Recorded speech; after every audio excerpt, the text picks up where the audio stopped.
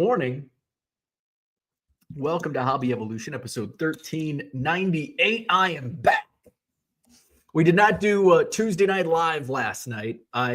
Initially I didn't know what a root canal was all about. I've just heard like the horror stories. I didn't know how I was going to be feeling after the root canal. So I'm just like, I'm just going to not. Plus, I didn't have very good auctions. I have shitty auctions that started last night. I think I only listed like 10 auctions. It was basically stuff that was ending soon. So we're going to take a couple weeks off on Tuesday nights. We'll take next Tuesday night off just because I don't have much. I don't have anything. There's like 10 crappy auctions. So there's a good plug for my shitty eBay auctions. But I do have some decent auctions. I think I've got some auctions ending tonight. Check it all out, 99centcards.com. I'll talk a little bit about eBay, what's going on eBay. We talked a lot about eBay yesterday. Talk a little more about eBay this morning. So yeah, root canal Tuesday. You know, I've been putting off the root canal for like 2 years, just because I hate the dentist. I hate getting work done. I've had a ton of work done, and I want it to end. I hate being strapped into a dentist chair.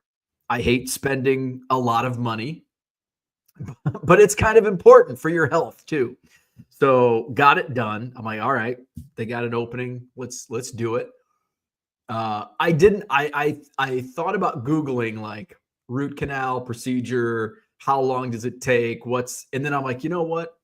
I don't want to do that because I'm gonna go down some dark rabbit hole where like people have died from a root canal, like died in the chair. So I didn't want to do that.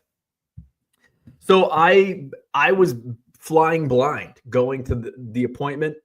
The office is like just down the street from me. It's like 2 miles. It's right next door to my old office, in fact. And so go in, get the paperwork done. It was like like from start to finish, like it was one of my anything health related. It was the easiest health related appointment I've ever been to. From signing in to actually have the setup to the procedure, the actual procedure, and checking out. Checking out probably took the longest because I paid in cash, and I should have taken hundreds and not 20s. You know, I got a fat stack of cash. You save like 5%. So yeah, so I am feeling a little pain. I started feeling some pain last night. I've got some pain today, which apparently in the notes, you're going to feel some pain. So I go in, you know, I get my paperwork done. As soon as I like turn in my paperwork, they're like, Bo. I'm like, oh, hey, that's me. I just thought, I mean, for a dental cleaning, I was waiting for like 15 minutes. No, it wasn't 15, maybe 5 or 10, just to get my fucking teeth cleaned. And in 30 seconds, they call my name to go back and get in the chair, go in. The only hiccup was they go in and they're like, all right, so you're in for your bottom. I'm like, no, it's not on the bottom. And she's like, oh yeah, it's on the bottom. I'm like, oh no, it's not. It's not on the bottom. I go, it's up here. And she goes, oh, well, the notes say, and I'm like, I think the notes are wrong. I'm like, I'm pretty sure it's up here. And she's like, okay, well, let me go call your dentist to make sure they didn't call in the wrong tooth. I'm like, yeah, I don't want a root canal on an existing tooth. Now, there's like precautionary things they do to make sure, okay, yeah, this is the right one. So she goes and does that, comes back. She's like, okay, I'm just waiting to hear back from them. And I'm like, yeah, so I've had like a bump up here and she's like, oh, a bump. Okay, yeah. So it's up there. She's like, okay, we'll do some tests. And they did like the hot, cold, or the cold test. It's like, yep. Do you feel anything? No, I feel nothing. She's like, okay, that's definitely the tooth we need to work on. And then the dentist confirmed, yep, we called it in wrong. It's like, now I'm starting to second guess my dentist. So the guy, the endodontist comes in. Doug Ferris is his name, and he kind of reminded me of an SNL character. Like if Saturday Night Live did a character on a guy doing a root canal, like I think Doug Ferris is the guy. Even got the name like Doug Ferris. Like that's just a great like. And he comes in and he's like, "Hi, I'm Doug Ferris." He's got this like Southern accent. "I'm Doug Ferris. I'll be doing your root canal today. It's going to be an easy process. It takes maybe 10, 15 minutes. You have any questions for me?" I'm like, "Yeah, where's that accent from?" So he's from Mississippi. Doug Ferris. And it almost reminded me of who's the character in Cape Fear? Like a true Southern gentleman until he's not. And it's like, is Doug Ferris gonna turn like halfway through my root canal and be turn into Dr. Giggles? So he wasn't. No, Doug Ferris, true Southern gentleman, that Dr. Doug Ferris. And so he's like, all right, and he did like play-by-play, which I appreciate. I don't like silence. Like at least put on some like rock music to take my mind off it, not this elevator music. So he's like doing play-by-play. He's like, all right, now I'm going to put some topical whatever ointment or whatever on here. And then we're going to do, and you're going to feel a little pain here. And it's like, oh God. Oh yeah. My eyes are watering. Yeah, that's pain. And that was the only pain I felt. And my mouth went, or just this area went numb. When I go to the dentist and when I've had to have fillings, like my half of my face, it's like, am I having a stroke or is this just the stuff they put in?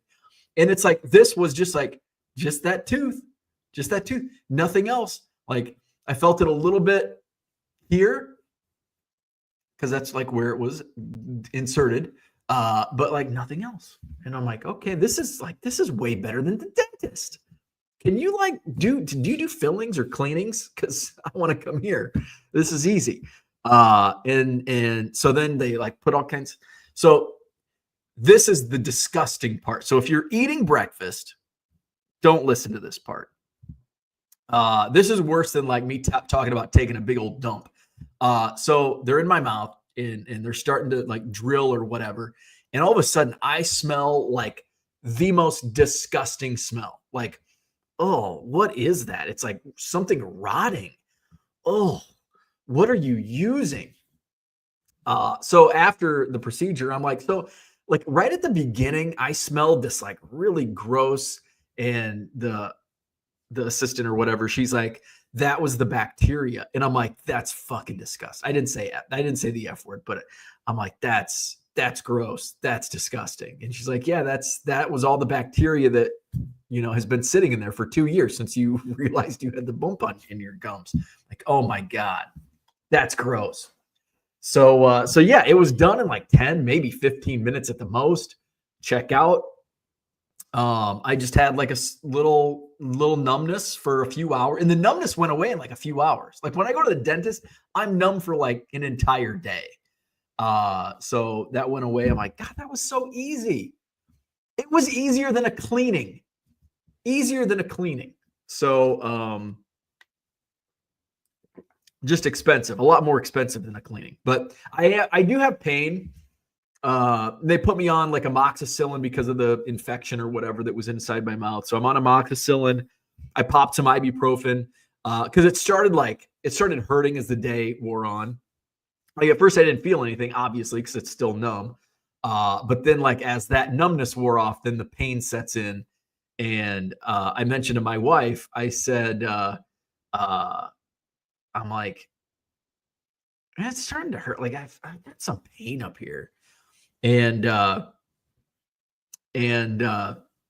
wife's like, go get some ibuprofen. My wife loves pushing ibuprofen on me. And I'm like, I don't want to take ibuprofen.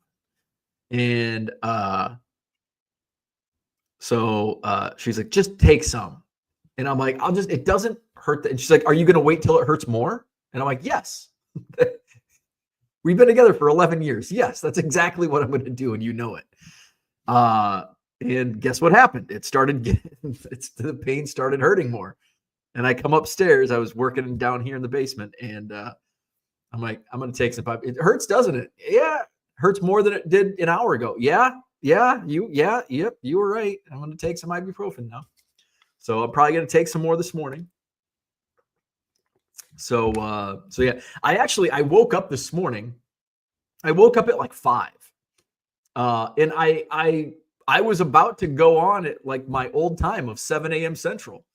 And I'm up, I'm like checking email. I even created some custom cards for spring training, doing that, checking Twitter. We had a little Cubs convo going on in a Twitter chat at 5:30 this morning. And then I'm like, and then everything died down. I'm like, I'm just gonna go back to bed.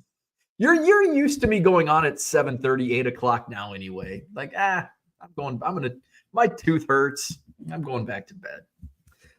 So here we are. So yeah, everything went well with the root canal. It's like, and I told them, I'm like, if I would have known it was that easy, I would have done this 2 years ago when my dentist told me.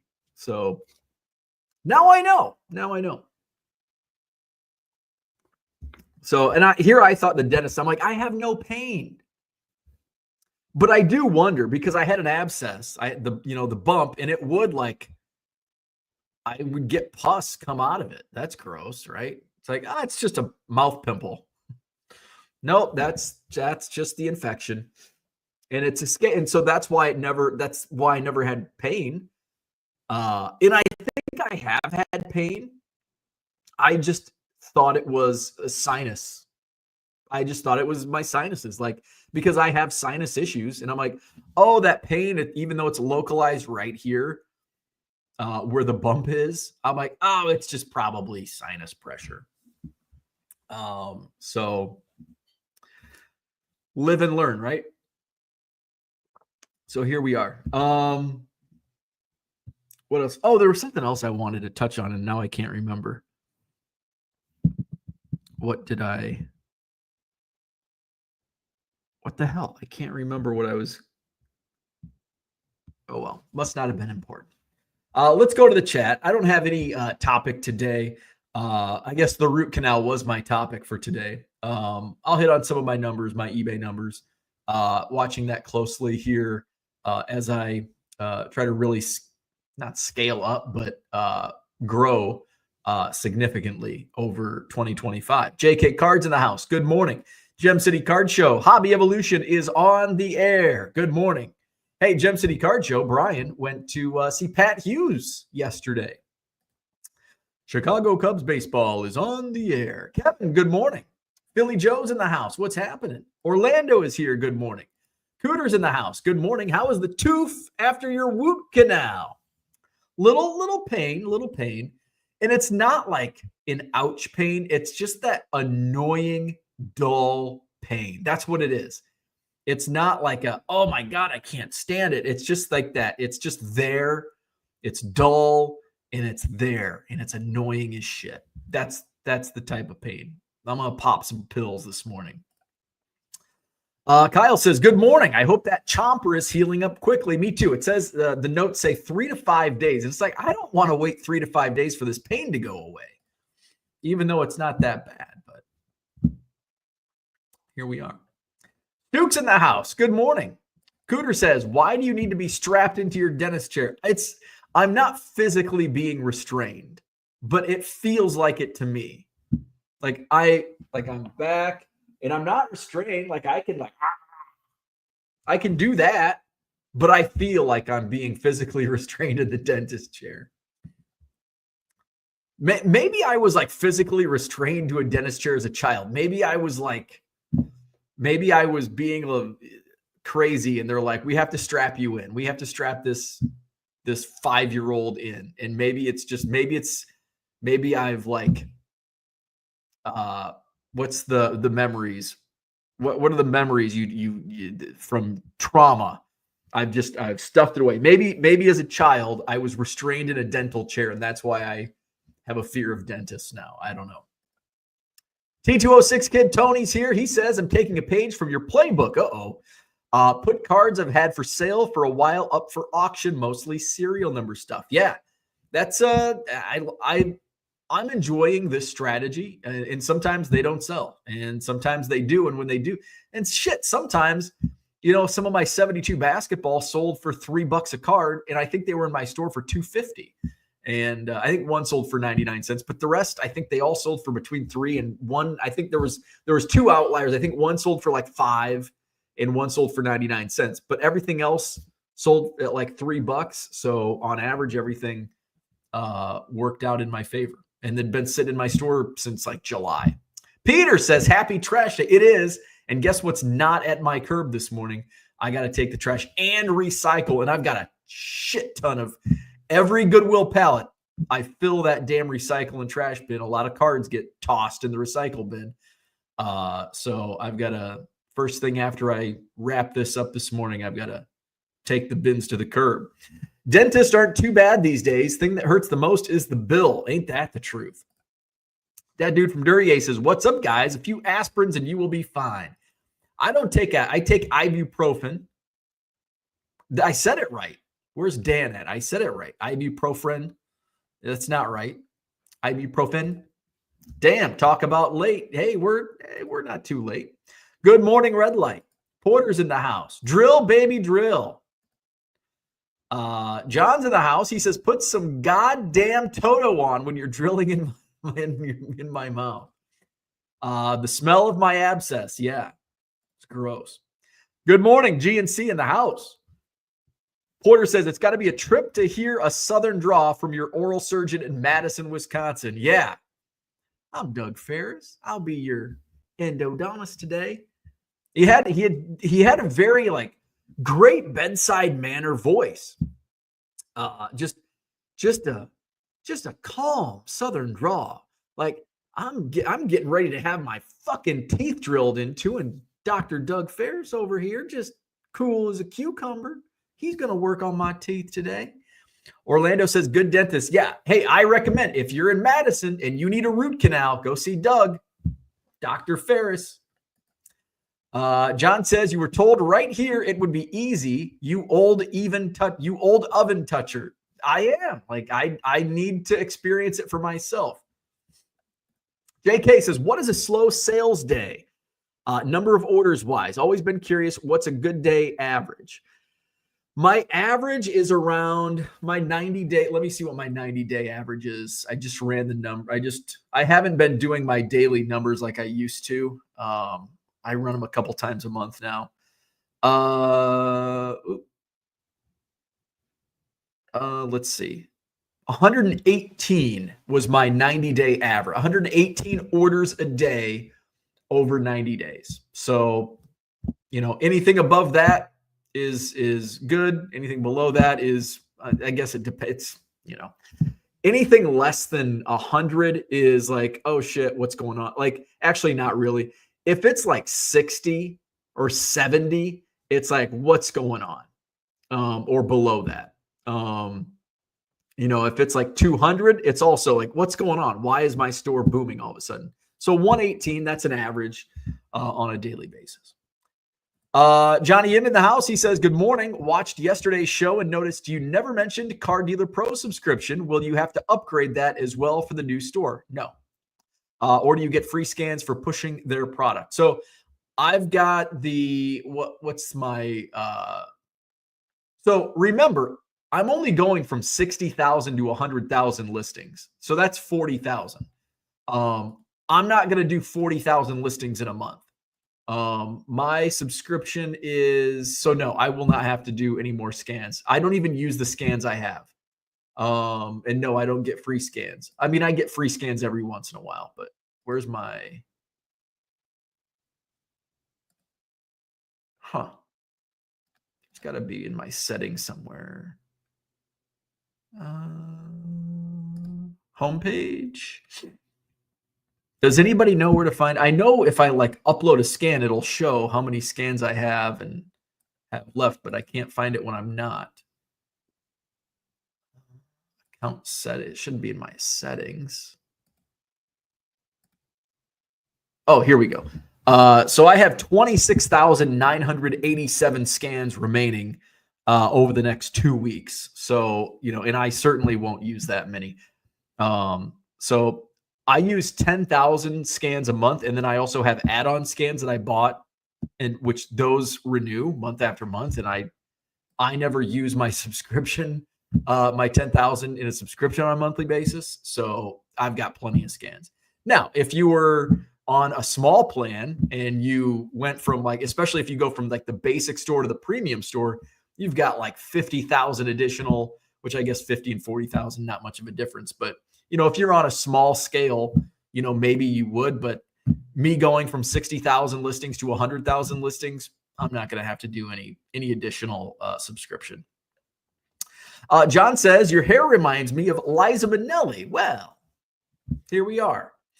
Yeah, it's a little longer. It's a little longer today. I did get some product. Went to Walmart, had to get a large bubble mailer for something I sold. And I'm like, you know what? I keep forgetting hair gel. Porter says, coupled with the glasses, he kind of looks like Billie Jean King. Well, thank you. Mr. Archer's in the house. Good morning. Orlando says most eBay buyers only look at auctions thinking they are the best price. That's something that is kind of what led me down the path to let's just do auctions. A lot of buyers do because you'll get it for a cheaper price than buy it now.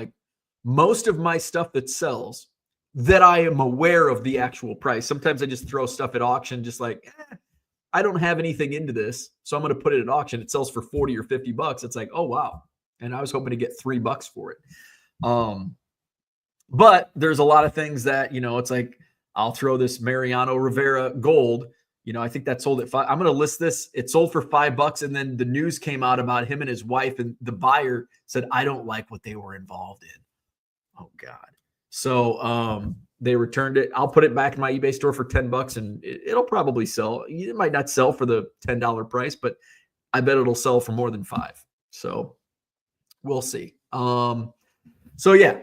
So that's kind of what I wanted to do auctions for was, I got a lot of inventory, just move it out, and it's a guaranteed sale. I throw 100 auctions, hopefully 60%, 70% sell. That's easy money right there. And, I was talking to a buddy of mine. We were out for beers one night and he's like, I don't even look at buy it now listings. He's like, I only look at auctions. And then I've heard more and more people say that. So it's oh, let's run some auctions. Spam Likely. Hi, handsome. Glad you're doing better. Thank you. Billing, says that dude from Duryea. Johnny M says, isn't that 90-day average show for number of cards and not number of orders? That actually might be. Yeah, you might be correct. That could be number of cards. Gem City Card Show says Pat Hughes was close to Bob Uecker, and he has some great stories. Johnny M says, woke to an 11-card order for mostly 91 Upper Deck football and 89 Donruss baseball. There, any day where you can sell junk wax is a good day. Yeah, let me go through and yeah, I think you are right on the those are cards, not orders. In my average order size, probably right at that 7-card mark because a lot of people buy 7 cards. So take 118 divided by 7. Let's see if that's that seems my average order might be less than 7. 118 divided by 7. That's, oh gosh. That's 16 orders a day. I'm doing way more than 16 orders a day. I mean, I've got 183 orders to ship right now. And obviously that's on a revolving basis. Well, let's just go to my awaiting shipment. Let's see. So one order. Now, those are also $17, $33, $15. One order of 3 cards, 3 quantity listing, one order, 6 cards in an order, 1. Yeah. So, my order size might be less than 7. It certainly is. If 118 divided by 7 is 16 orders a day, I'd be done shipping in 20 minutes. And that's certainly not the case. Speaking of eBay, so I want to track my February numbers. Well, I'm tracking all of my numbers a little closely because it does keep me. It motivates me uh, to keep. And sometimes, and this is, everybody works. We all have different goals, and we have different motivators. And so numbers motivate me. And I think it's important also. It's kind of like a budget. Come on. It's kind of like a budget where if you don't have a budget, you're probably spending money on stuff you shouldn't be spending on, or you're spending too much on something. But all of a sudden, when you take a look at it, it's like, okay, I need to cut back on the Starbucks, or I need to cut back on the whatever. And I think the same can be said for sales on eBay. And if you're actually looking at the numbers, it gives you an idea of, you might think you're doing great.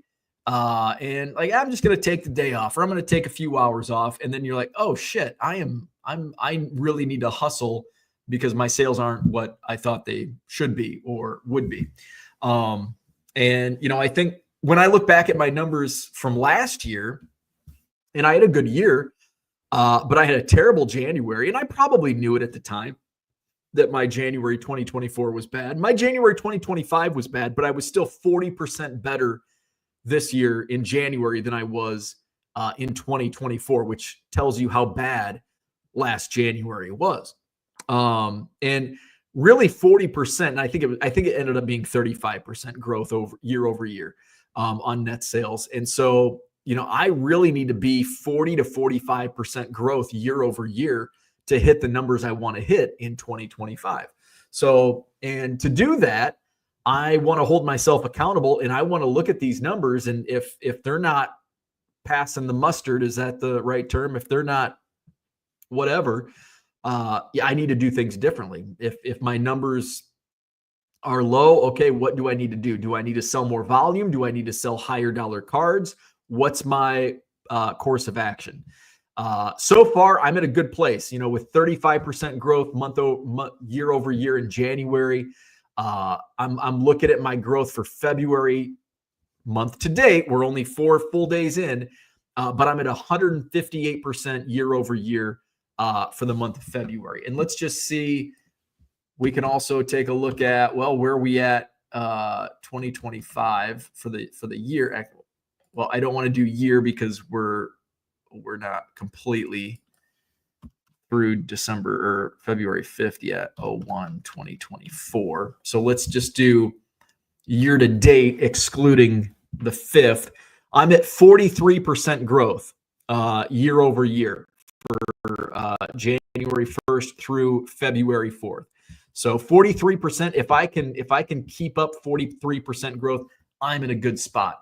And I know for the month of February, let me look. I have my spreadsheet up.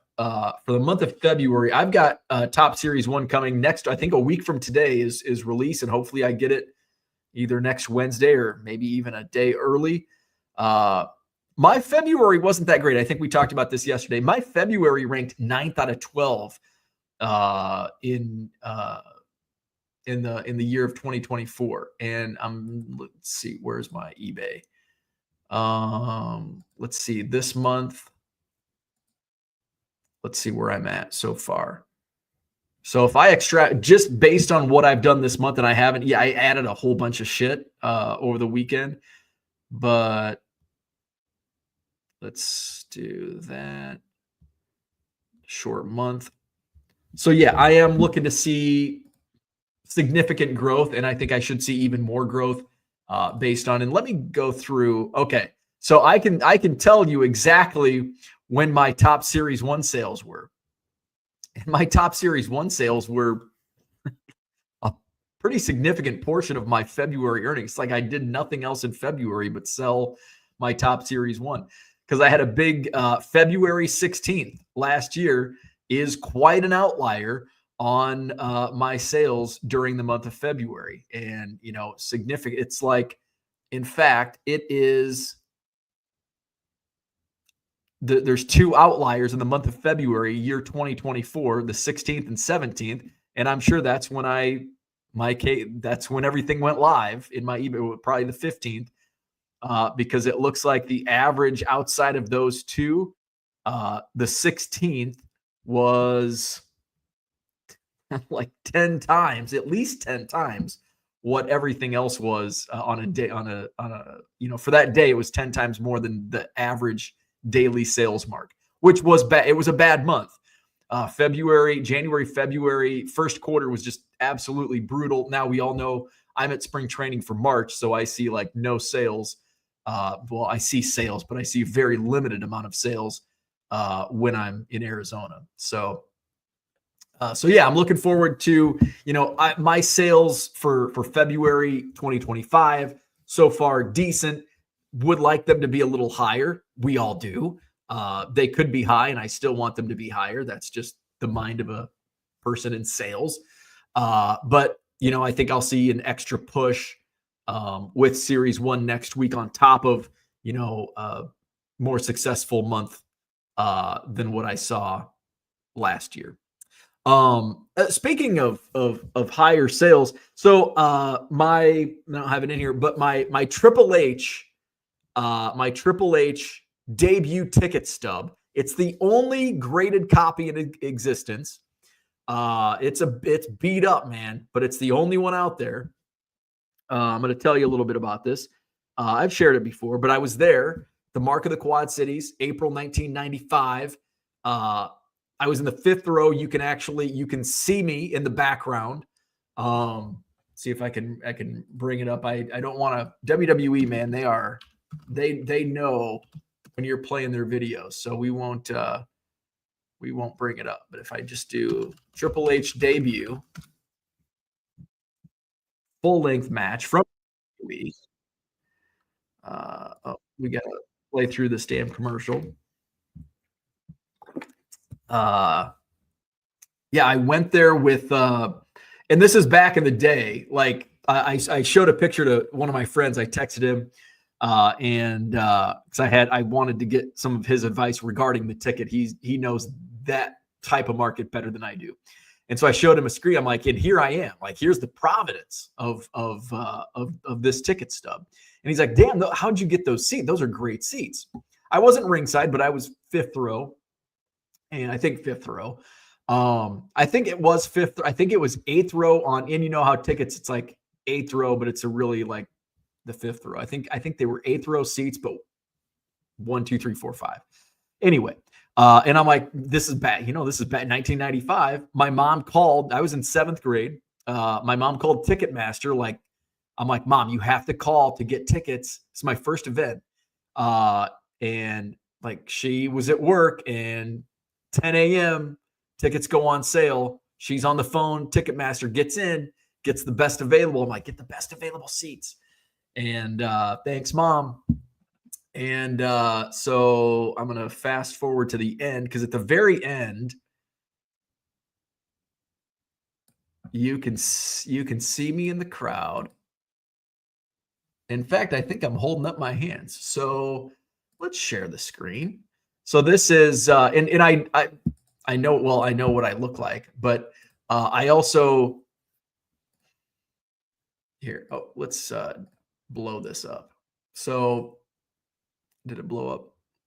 So you can see me right between the red and white ropes. I'm wearing a UMass basketball jersey. And it was, and I think I'm holding my hands up. I must be cheering for Hunter Hearst Helmsley. I don't know. But my friend Luke is, I think Luke is to my left on the screen. There's two dudes, and I think Luke might be, so 1, 2, I can't tell if that baby, I think that's third row. Maybe I was in the fourth row. Because that baby's on a lap, I think. But there you are. I wish I still had that UMass jersey. It was number 15, which was Lou Rowe. It was not Marcus Camby. But that's me. Hunter Hearst Helmsley's, Triple H's WWE debut. Buck Zumhoff, who's a terrible person. So there you go. So I had this ticket on, I lost it for the longest time. And I keep everything. And when tickets got hot around COVID, I'm like, and at some point in time, I realized I was at Triple H's debut. And I'm like, man, I wish I still had that ticket stuff. And I went through it. I have this like safe where I don't put anything valuable in it. It's like just garbage. It's junk, like ticket stubs. And I'm like, that's where it's got to be. It wasn't there. So I'm looking all over for it. I didn't find it for like a year. I found it in the bottom. I used a coffee mug to put like Sharpies, pens, markers, and at the bottom of the tickets, at the bottom of the mug was this ticket stub, and it's got pen marks and all that. So I put it on eBay for $1,000 or best offer, but I didn't accept any offers below 500 because it's priceless. It's priceless to me. Now there is a price I'll sell it for over 500 at the time. Never got any offers, but I did get a message from somebody and they're like, hey, I've been trying to send offers, but they just keep getting auto declined. It's in terrible shape. You know, I'll do 150, but that's even higher than what you should get for it. And I'm like, okay, asshole, decline. And so I responded and I said, you know, I was at the event. It's worth a lot more than $150 to me. Like, you know, I don't even know if I would take 500 for this just because it's sentimental. It's just on eBay. You know, if somebody wants to pay that, I'm willing to sell it, but I'm not going to sell it for 150 bucks. So Dan, Korean Cardboard, was always on me about sending it to PSA, which was a great idea. And I finally did. I sent it in like last summer, and tickets take forever to get back. So it came back. I picked it up at the Madison Card Show a couple weeks ago. And of course it got authentic. It's just beat to hell. And so I decided, I'm like, I'm going to throw it back on eBay for $1,000 bucks. And I put it online yesterday. And within like 10 minutes, I had a $700 offer. Now, if I would have had a $700 offer previously, I would have been like, accept. And I'm like, but this went like 10 minutes after it went live. And I didn't post it anywhere. I just put it on and boom, an offer comes in $700 bucks. So that's when I text my buddy. And I'm like, yo, so I'm like, you know about my Triple H ticket. And I'm like, so I put it up and within 10 minutes, I get a $700 offer. And he's like, whoa, he's like, I think you can get way more than that. And that was my thought. Like when you get an offer, a strong offer within minutes, and it's the only graded copy in existence. Triple H is also going into the WWE Hall of Fame this year at WrestleMania. So there's a lot surrounding this. And I'm like, he's like, you should probably take that down before somebody buys it outright. He goes, I think it'll sell for more than 1,000. Like, okay. And he's like, you should send that to an auction house. So I reached out to Dave at Golden yesterday and I'm like, hey, so I've got this ticket. He says, love it. Let me know if you want to put it up on Golden. So I think I'm going to submit it to Golden. So I'm going to follow up with Dave today. And Unicorn Cupcake says, sell that shit to Triple H. So, I mean, it's great. The timing, like now is the time as we are now in WrestleMania season. Triple H is going to be inducted into the WWE Hall of Fame. He's running the company. I think Golden is a better platform than my eBay store. Pains me to say that, but I think that's the truth. So I'm going to sub it, send it off to Golden and see what it does. And, hopefully I can get more than 700 for it. But I found that was like, ooh, interesting. Let's go back to the chat. Let's see what's going on. JK Card says, waiting for shipping notification for Topps Series 1. So today's Wednesday. What is today's Wednesday? It's trash day. I think we'll probably start seeing shipping notifications on, I think the labels will be created Friday, depending on where you're at. I don't know where you're located. I'm in the Midwest, so my shipping label will likely be created Friday, and FedEx will pick it up on Monday and I'll get it probably Tuesday, or maybe Wednesday. That's typically how pre-orders from Topps have worked. Labels created Friday afternoon, FedEx picks it up Monday morning, and then depending on where you're at, you'll get them on Tuesday or Wednesday. Some people might get them even earlier. So that's kind of the timeline I expect. Victor's here. Good morning. Orlando says aggressive goals. It is like when I hit the number I wanted to hit and I wanted to take the next step, I'm an aggressive goal setter. And sometimes it's not smart, but I've hit them. You know, 1 million cards, 1 million Cubs cards was a pretty aggressive goal. I hit it. I broadcasted 100 high school basketball games one season. And I said, I want to take this the next level. I want to do 150 next year. That's an average of 9 play-by-play full games per week. Remember, there's only 7 days a week and we don't play on Sunday. So I've got to do somehow 9 games, 6 days for 4 straight months. And when I set out to do that in 2010, 2010-11 season, the first week, I think I had like strep throat or something. So I was out for like 2 days. And I'm like, I'm already behind. Like, how in the hell? And so there were like multiple 6-day, like Sunday morning, I'd wake up with no voice because I was literally talking like I'm talking now, like play by play for more than 6 hours. It's 6-8 hours in a day of constant talking. And I ended up doing it. I completed the goal a week early. I did 153 play-by-play games in 15 weeks. And I skipped the final week, the 3A, 4A state finals on the boys' side. I'm just like, you know what? I'm not going back to Peoria.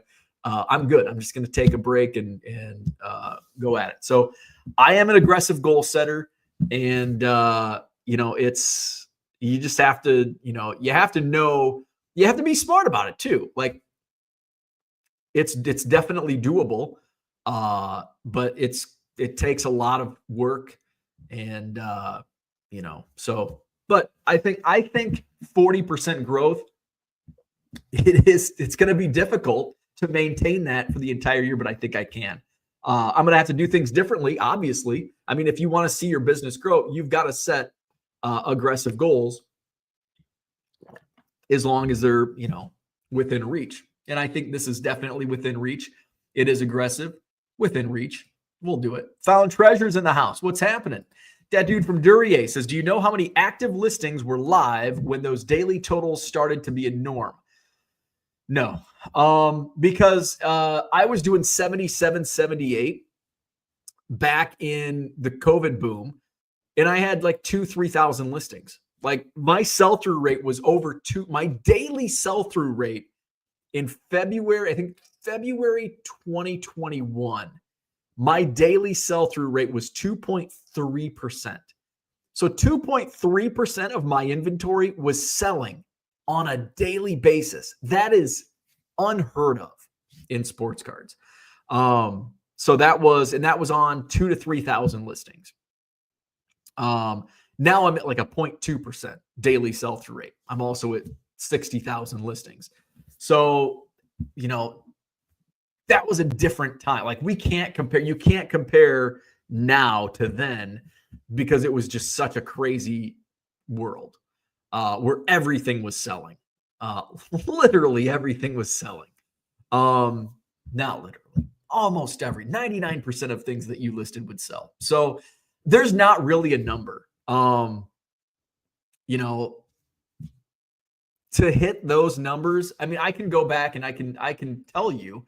So I track this. So I started tracking my daily rolling averages back in December of 2021.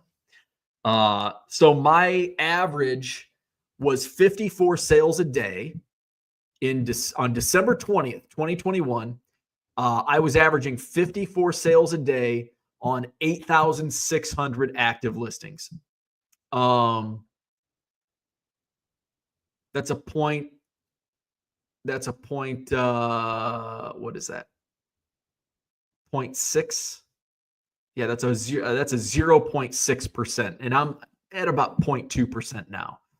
But also, you've got to remember that back then I was cherry picking, and I wasn't just like, oh, here's a box of 75 tops, which is not as liquid as what I was listing back in 2021.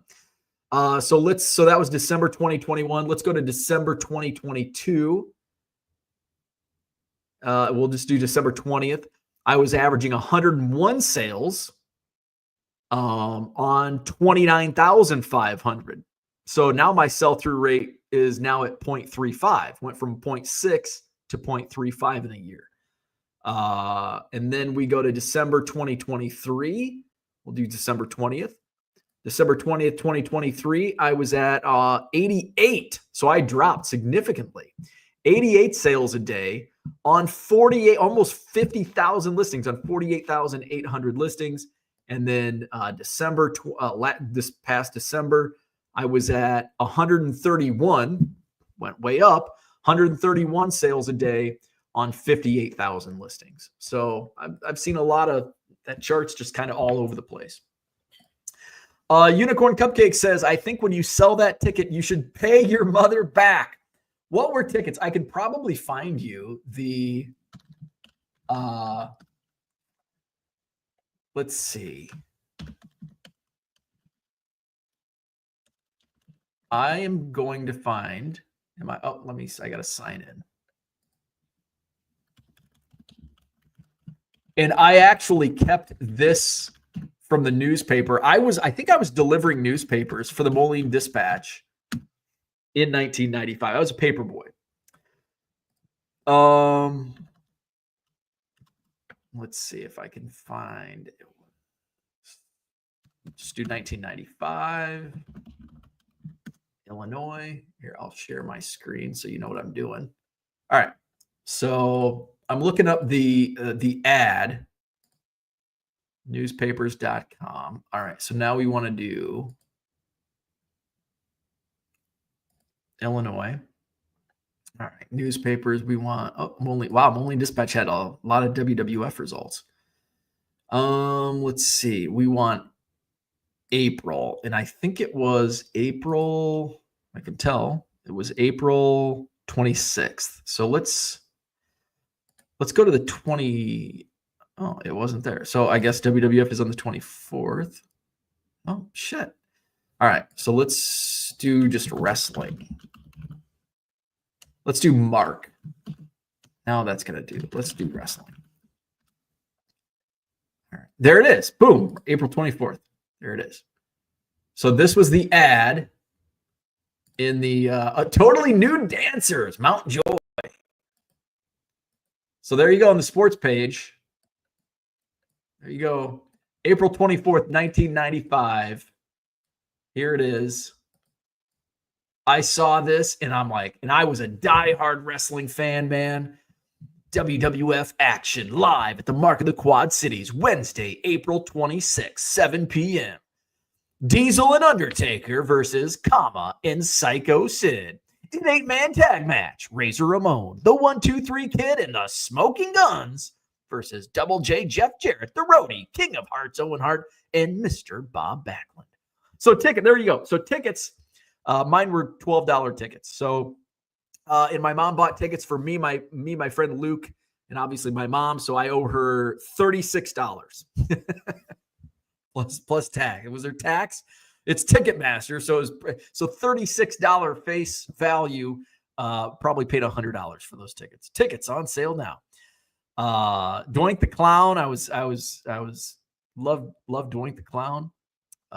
So yeah, there you go. That's the event I was at, Wednesday, April 26th. Now Kama later became the Godfather, and before he was Kama, he was Papa Shango. Let's see. Razor Ramon, 1-2-3 Kid, Smoking Guns.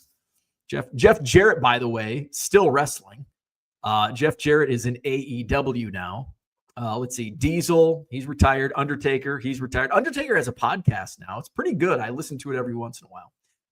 Kama, by the way, Kama, who later became the Godfather, actually owns a strip club, not in Mount Joy, Iowa, but in Las Vegas. Psycho Sid, I'm not sure. Did Sid pass away? Can't remember. Razor Ramon, he has passed away. 123 Kid. I think he does wrestling conventions and stuff. Smoking Guns. Billy Gunn was still active in AEW. In fact, he was still wrestling. I don't think he's wrestling now, but he was like a year ago. Double J Jeff Jarrett, he is wrestling in AEW. Owen Hart, of course, died in the ring and just a couple of years after this in 1999. Bret Hart, Bam Bam Bigelow, Adam Bomb, Jerry the King Lawler, Doink the Clown, the Head Shrinkers, King Kong Bundy, Lex Luger, Tatanka, and many more. There you go. Where are we at? Tyler, what's happening? Washington, Illinois, home of the Panthers. What's going on? Big fan of the morning show. Listen daily on my delivery route. Thank you. I appreciate that. Washington in the Peoria, Illinois area. Dad Dude says, did you ever have a chance to get it signed? No. I assume you would have gotten it signed if possible. Yeah. I don't know if Triple H does many signings. He's very active. He's basically running the company now. So Orlando says it's the only one. Don't rush to sell. I really want to sell it now because it's the timing. He's going into the Hall of Fame. It's going to be top of mind. Let Golden sell it. They have a bigger platform, a much bigger platform. They know how to handle stuff like this. JK Cards fucked up. Accidentally paid overnight shipping for Series 1, which probably doesn't make a difference. I don't think it does. I'm in North Carolina, so not sure when I'll get it. Where does it ship? For some reason, I thought my last case shipped out of Florida, which is weird because it usually ships out of Texas. I don't know if I can go back in and see. I doubt tracking or whatever is still. I'm not signed in. I probably won't show up. Okay. My first they sent a code to my email. All right. Johnny says, what percent does Golden get? I don't know. That's something I need to talk to them about and see what their rates are. I'll imagine I would imagine I'll pay less. I think I'll net more selling on Golden than I would on eBay because I would be promoting it on eBay, and that's another 10% on top of the eBay fees. So, and it might be a push, but I also think I'll have better exposure through Golden than I would on my own eBay store. David says, I ordered 2 2025 Top Series 1 mega boxes, and I received shipment notification last night. Oh, where did you order them from? Tops? Unicorn Cupcake says Golden charges the buyer, I believe, not the seller. Yes, there's a buyer's just like with all auction houses, there's a buyer's premium. So I don't know if you get the full I've never, where's John Keating at? He can tell us. I don't know if you get the full so basically if an item sells for $1,000 and say it's a 20% buyer's premium, the buyer pays $1,200 plus tax. I don't know if the seller gets that full 1,000. Obviously, the 200 goes to Golden. The tax goes to the state. So I don't know if the seller gets the full realized auction price minus buyer's premium or not. I don't know how that works. Unicorn Cupcake says 16 to 20%, methinks. Josh Harvey in the house. What's happening? Can you put a percent on how many of your orders per day are people who just buy one card at 99 cents, resulting in a loss for you? Ready to jump in, 7K plus listings, but afraid I'm going to take a ton of losses. You probably will take a ton of losses. I take a ton of losses, but I've done some math in the past on my actual numbers. And let's see, awaiting shipment. And let's just go through. Let me get my pad out. All right, so we're going to isolate 99-cent orders. I wonder if there's a way to wonder if I download a report. So this is only based on 100. I just sold an item. So I'm at 184 orders to ship. So we're going to download this report. I don't know if this has the actual subtotal though. We'll see. I'm opening it up in spreadsheet. Oh, it does. Sold 4. So we can put a filter on this tab. Filter. We only want 99 cents. So actually, this is going to be skewed because if you buy 3 or more, so out of 184 orders, I have, and some of these might have been auctions. So now we got to filter this tab, and we want to, we want to filter out all shipping. So we want it to be 0. Okay. Oh, damn it. Filter. Shit. 99 cents. So, all right. There was only 2. So 1, 2, 3, 4, 5, 6, 7, 8, 9, 10, 11, 12, 13, 14, 15, 16, 17, 18, 19, 20, 21. So 22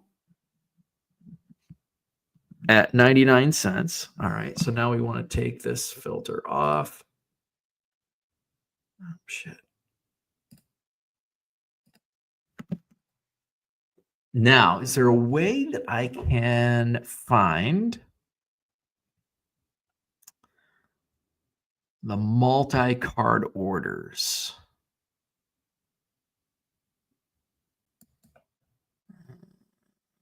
Here, I think if I set a filter, so so 84 cents would be my 15%, and then 74 and 75. So 22, I took a loss.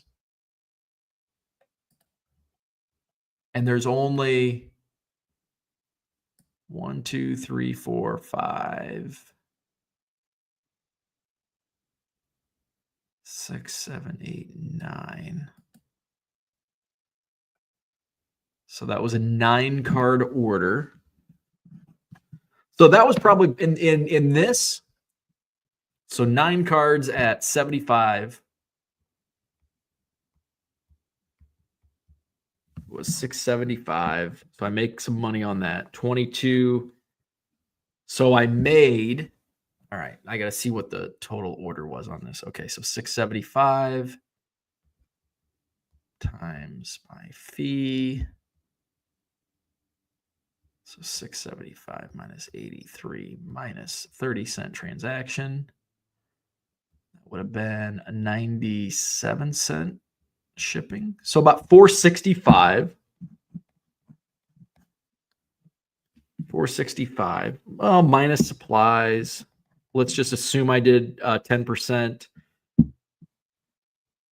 Too much math. This is a more difficult than I thought. Let's see. So 67. We'll say $4. So $4. And on 22 99-cent transactions where I lose about 15 cents. So 22 times 15 is $3.30. So even on this small sample size within the last 2 days, it's I don't lose money doing the 99-cent volume discount because I made $4 on one transaction. And then on 22 transactions, I only lost $3.30 approximately. So those are not hard and fast. I would have to look and dive into, drill down. But there you go. Johnny M says, Josh, I wouldn't do the 99-cent free ship till you get more listings up. I would agree with that. 7,000 is not enough. I would basically what I would do, continue building your store. This is just what I would do. You don't have to follow my lead.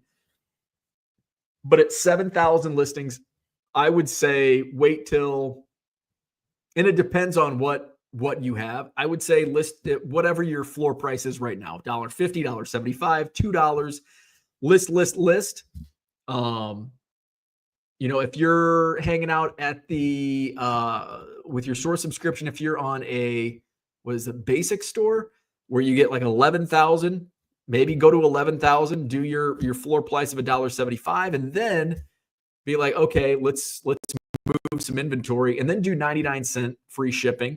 Do it for a month, test it out, run your numbers, see if it makes sense, and if it does, go up to the premium store and build from there.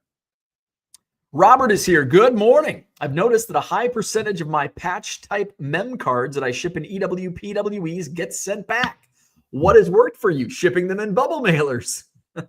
I know that's probably not the answer you want, but I do not ship mem cards in PWE. I will only ship them in bubble mailers. I know some people ship them in a more rigid mailer. I don't. It works for them. I haven't tried it. I just ship in bubble mailers. So I know that's not what you want. Probably not what the answer you wanted. Josh says, curious what that line should be, Johnny. I have another 30 to 40K I need to process. Porter says, paperboard mailers for Relics Mem. That dude says, I take a hit in searches because 99-cent ship, but I can live with it. Johnny M uses Armalopes for Relics, but you still have to watch to not go over a 1/4 inch thick. That's why most of those types of envelopes get returned for being too thick. Found Treasures says, I just picked up Undertaker's action-packed 24-karat gold last week. Nice. Unicorn Cupcake says, if you submit to Golden, I wonder if they will let you use that ad in your sale. 902 Vintage. I recently picked up as a ticket collection with Hogan's debut as the Patriot. Very nice. That dude from Duryea says, I have a VHS 3D card of Tatanka listed in my eBay store. Chad's here. What's up? JJ owns part of the Springfield baseball team and team coming back to Quincy. Was on with Shuck on a Truck. Oh, very cool. Double J, Jeff Jarrett. David says, yes, ordered through Tops. Interesting.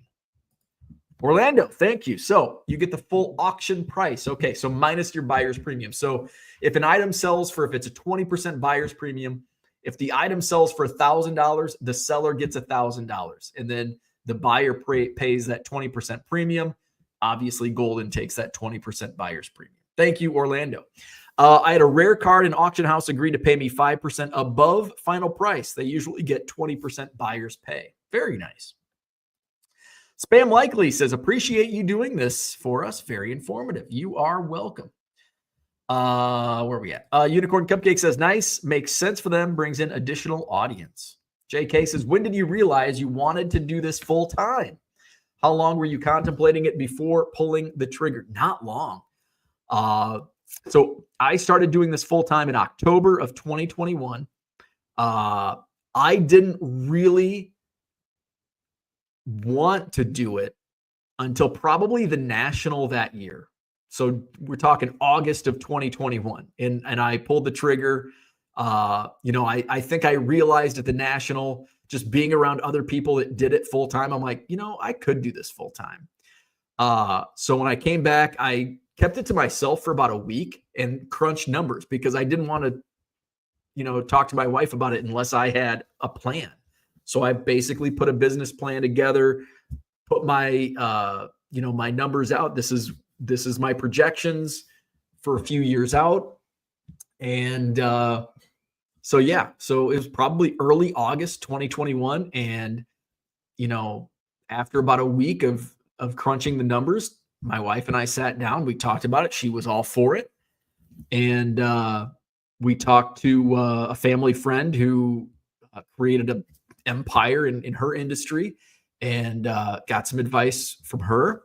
Then talked to our accountant and he set up everything, went to an attorney to set up the LLC and articles of incorporation. And yeah, so it was pretty fast. So I, and I had a date set for October 1st to go full time as my first day.